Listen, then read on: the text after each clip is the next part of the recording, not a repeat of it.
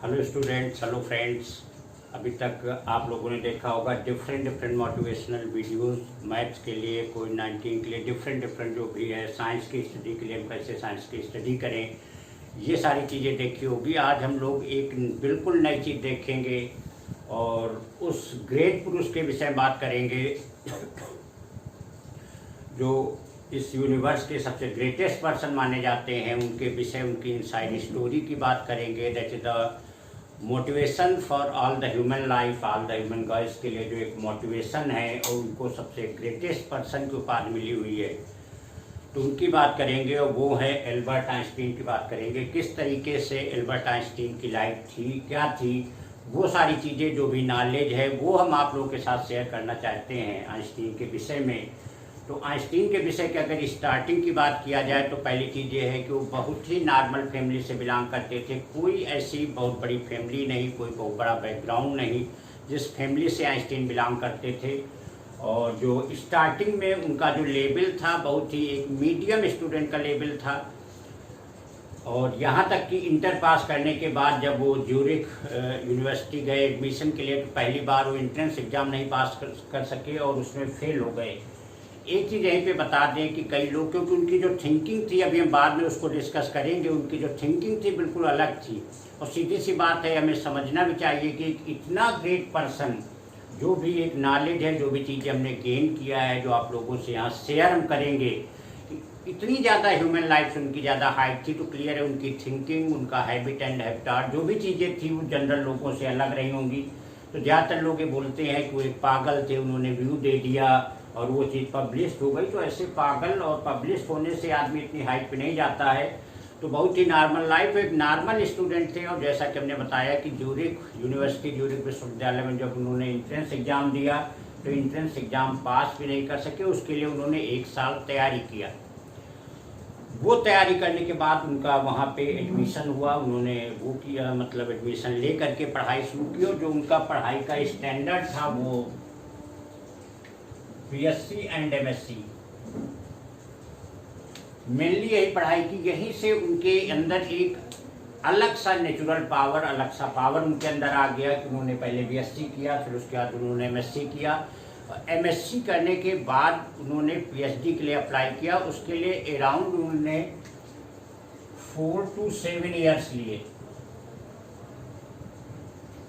4 to 7 years लेने के बाद उन्होंने, और उस बीएससी के पीरियड में सबसे जो एक अजीबोगरीब चीज़ थी कि वो कभी भी लैब नहीं जाते थे, कभी भी। और इसी बीच में एमएससी के पीरियड में उनकी मैरिज भी हो गई थी, तो वो कभी लैब भी नहीं जाते थे। उन्होंने अलग से ही अपनी थीसिस लिखते थे, अलग से चीज़ें लिखते थे, जिससे जो अपना डिस्कशन हुआ वो करते थे। और जो उनके 2 लड़के थे, उन्हीं के साथ मोस्टली उस इवनिंग टाइम में शाम को पार्क में जाया करते थे। पार्क में टहलने के साथ उनके हमेशा ही उनके साथ जो एक डायरी होती थी, एक पेन हुआ करती थी, और उसी पेन में अपना कुछ वो लिखा पढ़ा करते थे। इसी बीच 4 to 7 ईयर्स के बीच में एक साथ उन्होंने 7 लेटर्स उन्होंने पब्लिश कराए।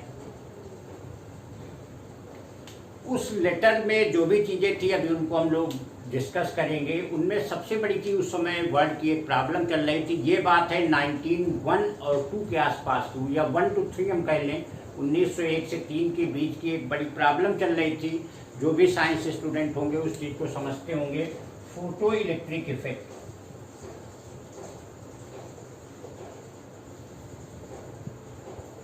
फोटो इलेक्ट्रिक इफेक्ट चल रहा था। एक फिनोमेना था कि लाइट पड़ने के बाद किसी मेटल से इलेक्ट्रॉन निकलते हैं, तो उसकी एनालिसिस, ये सबसे बिगेस्ट प्रॉब्लम थी। एक बहुत ही यूजफुल, बड़ी मॉडलाइज एनालिसिस लग रही थी, और वो मॉडलाइज एनालिसिस हो नहीं पा रही थी कि ये फिनोमेना आकर कैसे होता है। क्योंकि इसके पहले जो थ्योरी थी, वो लाइट की जो थ्योरी थी, उसमें वेव थ्योरी मानी जाती थी, हाइगेंस की वेव थ्योरी मानी जाती थी, और ये फिनोमेना किसी तरीके से इस पर सूट ही नहीं हो पा रहा था। तो उन्होंने अपने एक लेख में इसी चीज़ को उन्होंने डिस्क्राइब किया, जिसको हम लोग पढ़ते भी हैं, जिसने भी साइंस पढ़ रहे हैं, जितने भी स्टूडेंट्स पढ़ रहे हैं, जो लोगों ने पढ़ा हुआ है। आइंस्टीन एक्सप्लेनेशन पढ़ते होंगे फोटो इलेक्ट्रिक इफेक्ट में, तो ये इन्होंने एक्सप्लेनेशन इसमें दिया था। और ये एक्सप्लेनेशन ऐसा था यहाँ से अब इनकी लाइफ एकदम बदल जाएगी। इसको बहुत ही ध्यान से सुनिएगा, बड़ा इंटरेस्टिंग है और पता नहीं कहाँ से इनको अपना नेचुरल पावर, एक गॉड गिफ्टेड पावर मिला हुआ था। इसी एक्सप्लेनेशन के बेस पे इनको पीएचडी की डिग्री मिल गई थी।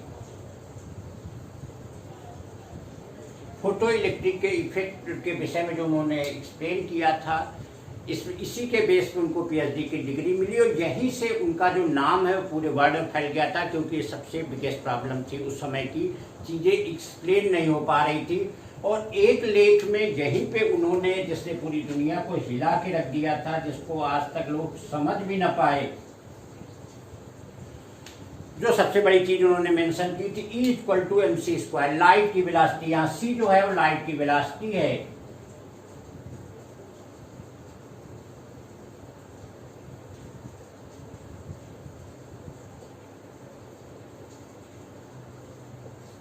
और जो कि सभी लोग जानते हैं, c की जो वैल्यू होती है 3 × 10⁸ मीटर/सेकेंड होती है। और ये बड़ा फेमस था कि ऑलरेडी आइंस्टीन जो है वो लैब जाते नहीं, तो उन्होंने इस चीज़ को कैसे एस्टिमेट किया, और जो कि आज तक ये बात वो आइंस्टीन ही जानते होंगे। और उन्होंने सबसे बड़ी चीज़ एनर्जी और मास का कन्वर्जन बताया। मास जिसमें एक मैटर है, उसका वॉल्यूम है, मास है, डेंसिटी है, और सी एनर्जी जो कि हमें केवल फील होती है, अपियर नहीं होती, इसके रिलेशन को उन्होंने दिया। बात तो लोगों को, दुनिया में लोगों का तो, जो साइंटिस्ट थे, वर्ल्ड लेवल के साइंटिस्ट थे, उनको ये रिलेशन तो समझ में आया, लेकिन ये बात उन्होंने निकाली कैसे, ये बात लोगों की समझ में नहीं आई। और ये इनके एक लेख में मेंशन था, E = mc², में से पूरी दुनिया को हिला देने वाला, पूरी दुनिया को बिल्कुल पलट के रख देने वाला एक कॉन्सेप्ट उन्होंने दिया कि मास को हम पूरी तरीके से एनर्जी में, एनर्जी को मास में कन्वर्ट कर सकते हैं। और वहीं से उन्होंने लाइट की वेलोसिटी कैलकुलेट किया, जो कि 3 × 10⁸ मीटर/सेकेंड आती है। एक लेख में उन्होंने, यहाँ पे एक बात बता दें, एक होती है थ्योरी ऑफ रिलेटिविटी।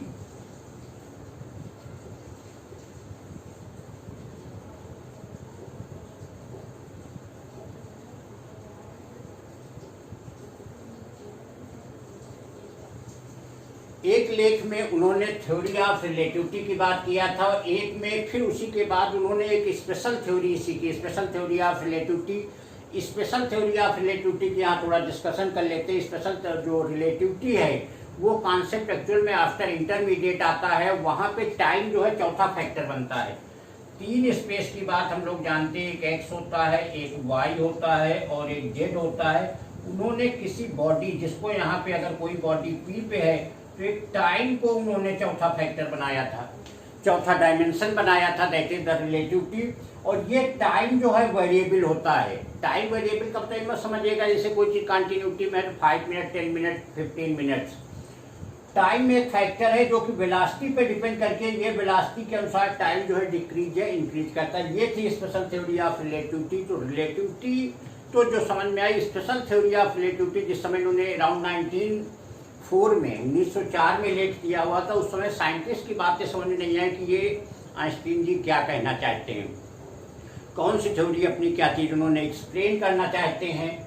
तो ये उनके मेन फोकस थे जो उन्होंने लेख में अपने दिए थे। लेख जब पब्लिश किया हुआ था, तो उस लेख के बाद से ही पहला फोटो इलेक्ट्रिक इफेक्ट, इसी पे ही केवल इनको पीएचडी की डिग्री दी गई थी। E = mc², पूरी दुनिया को हिला देने वाला, चौकन्ना करने वाला, एक पूरा पलट के रख देने वाला कॉन्सेप्ट उन्होंने दिया। और हम लोग जानते हैं कि इन्हीं दोनों को मिला दिया जाए, अगर फोटो इलेक्ट्रिक इफेक्ट का कॉन्सेप्ट जो बेसिकली उन्होंने आइंस्टीन ने दिया, एक्सप्लेनेशन दिया, E = mc² का ही नतीजा है कि जितनी भी आजकल मॉडलाइज चीज़ें आ रही, चाहे वो हमारे चीप बेल हों या इलेक्ट्रॉनिक काउंटर हों या रिमोट सिस्टम है, सारे सिस्टम, रडार भी हैं, वो सारे इसी कॉन्सेप्ट पे ही काम करते हैं, इसी का इफेक्ट होता है। हम किसी रेस्टोरेंट में जाते हैं, जैसे गेट पे पहुंचते, गेट हमारा ऑटोमेटिकली खुलता है, जैसे ही अंदर हुए ऑटोमेटिकली वो बंद हो जाता है, ना कोई बंद करने वाला, ना कोई खोलने वाला।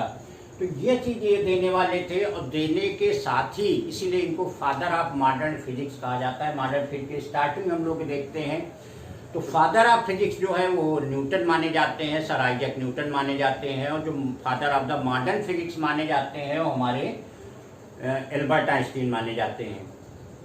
एल्बर्ट आइंस्टीन यही सारी दुनिया को था जहाँ से वो पूरी दुनिया के एक ग्रेटेस्ट साइंटिस्ट बन गए। और ये ऐसी चीज़ थी जिसकी वजह से वो ग्रेटेस्ट पर्सन बताए गए हैं। पूरी फिजिक्स को हिला देने वाला एक कॉन्सेप्ट था, टाइम का चौथा फैक्टर। और उसके बाद उन्होंने स्पेशल थ्योरी भी दिया, और साथ में उनके एक लेख में ये भी मेंशन था कि जो हमारे ब्रह्मांड को आज तक जो जिस चीज़ को कोई समझ नहीं पाया कि इसका डिटर्मिनेशन कैसा है, कितना लॉन्ग है, कि ऐसे ऐसे स्टार्स पता चले हैं जो कि millions of light year distance पे है, उसका भी उन्होंने कॉन्सेप्ट अपने उसमें दिया था। लेकिन ये डायरी उनकी जो है डेथ के बाद देखी गई, तो वो लोगों की, साइंटिस्ट की समझ में नहीं आया ये चीज़ कैसे है। आइंस्टीन की हाइट को, जो कि एक एज ए गॉड की तरह माने गए, इनकी हाइट इतनी ज़्यादा थी। इनके विषय की एक बात यहाँ पे बता दें कि अगर किसी आईटीएस की बात किया जाए तो जो ह्यूमन ब्रेन अप्लाई करता है वो शायद 1.2 से लेकर के 1 से 2% ही यूज होता है, जिसमें आईआईटी 1 to 2% ही यूज करके आईआईटीएंस बनता है।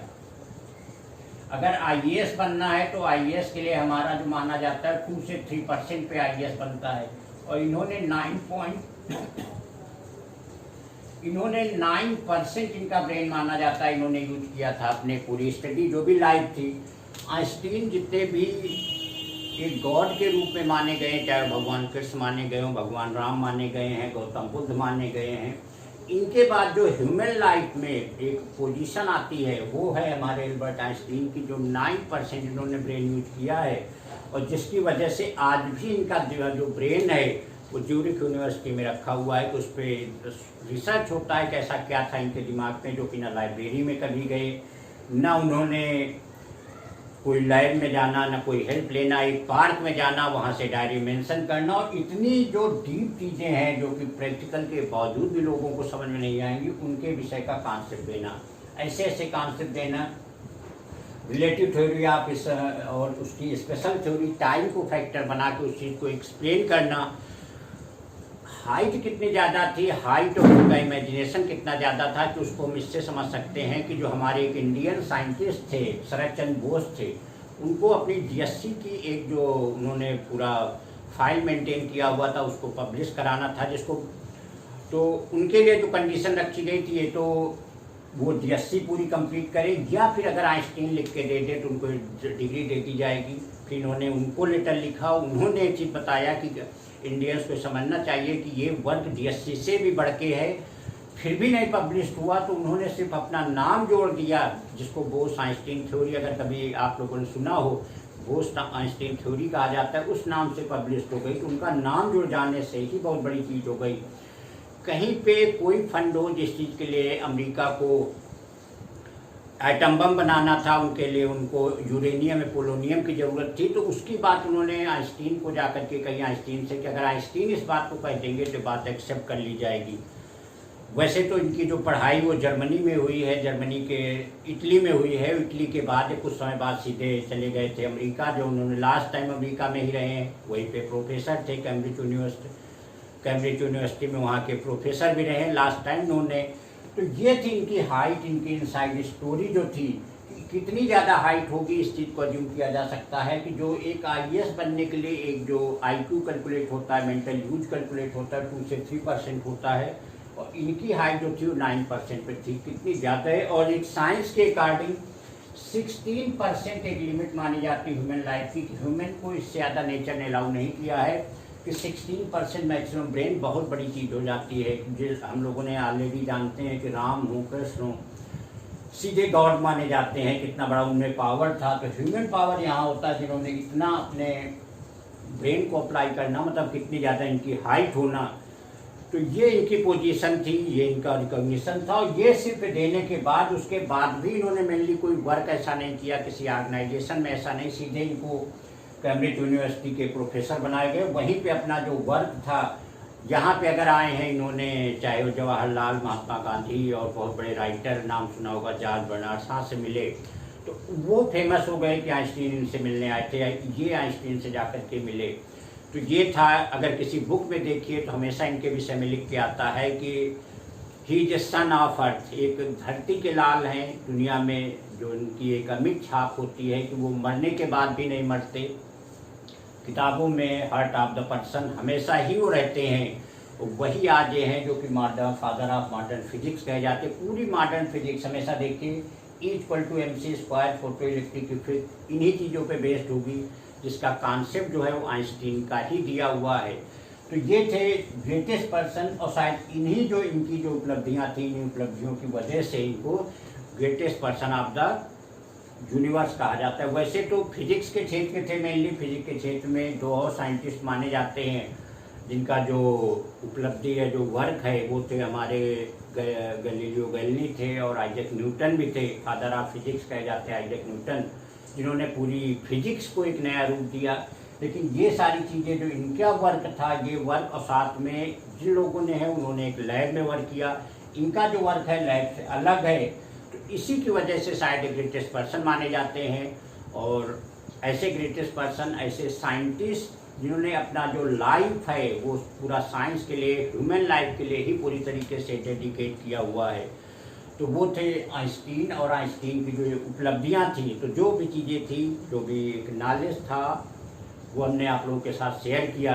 तो इसको खुद देखिए, पढ़िए, किस तरीके का जो भी नॉलेज है, जो भी आप लोगों ने देखा होगा, उसी से रिलेटेड सारी चीज़ें आप लोगों को